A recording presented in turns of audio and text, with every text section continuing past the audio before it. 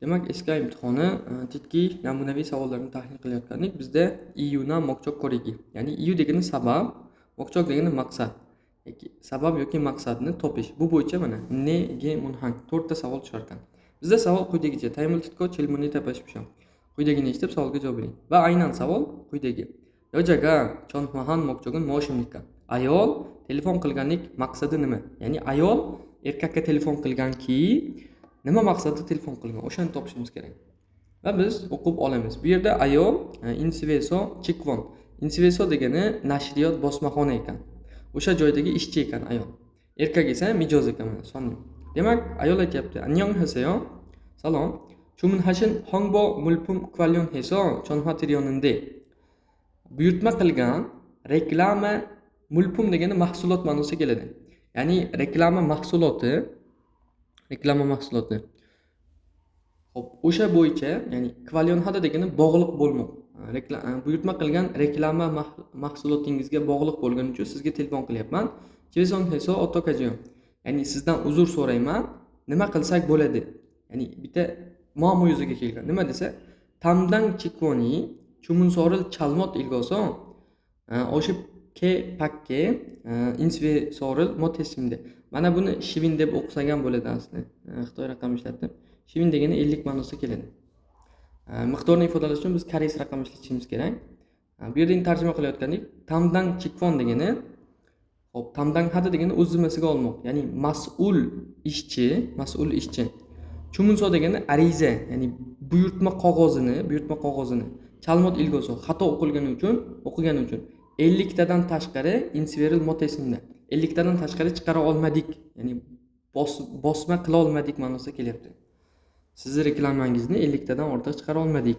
Shunda erkak ibon chumare pagnam hveso sayonhal hongbo muriraso chom kiphandeyo. Ya'ni bu hafta oxirida pagnam hve degani yarmarka, ya'ni ko'rgazma. O'sha yarmarkada foydalanadigan reklama mahsulotlari ligi sababli yoki reklama qog'ozli sababli biroz shoshilinch edi. Ya'ni kiphada degani shoshilinch, zarur ma'nolarda keladi. Oddiygina shoshilinch deb tarjima qilsak bo'ladi. Menga zarur. Krom onjechim padapol suysilkayo. Unday bo'lsa taxminan qachon olib ko'rishim mumkin? Padapoda degani olib ko'rmoq. Ya'ni o'sha men buyurtma qilganimni qachon olishim mumkin? Endi ayol aytayaptiki, "Uson van songtven gotputo paro pone tirigo namojinin chedehan palli chagop heso toyoil achimkaji kajoka gesimnida."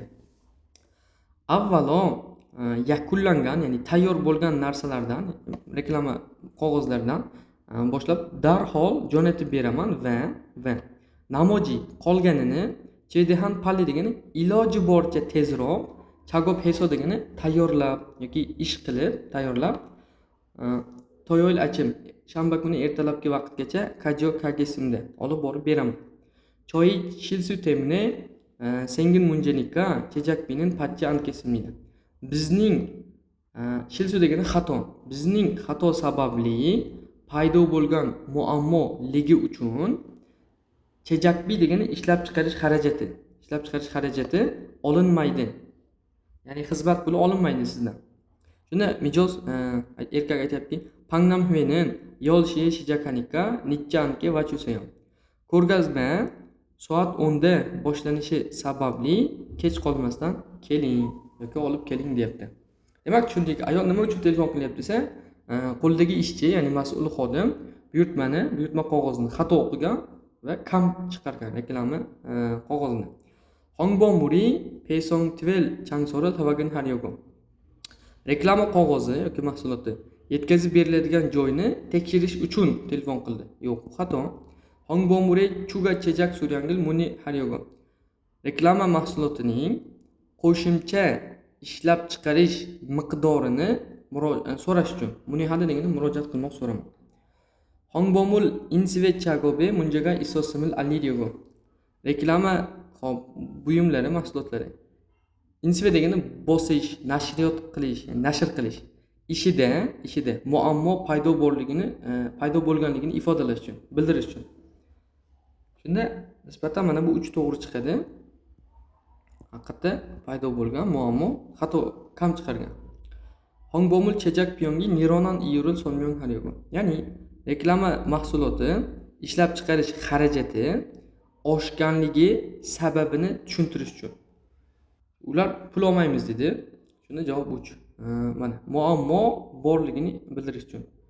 O'zi aytdi-ku mana oxirida bizning xato sababli paydo bo'lgan muammo. Shu narsa kalit deb javobni 3 deb belgilasak bo'ladi. Shu tahlil edi. Demak, titki bo'yicha testlarni ko'rib chiqdik. Yaxshi tushundingiz degan umiddaman. Salomat bo'ling.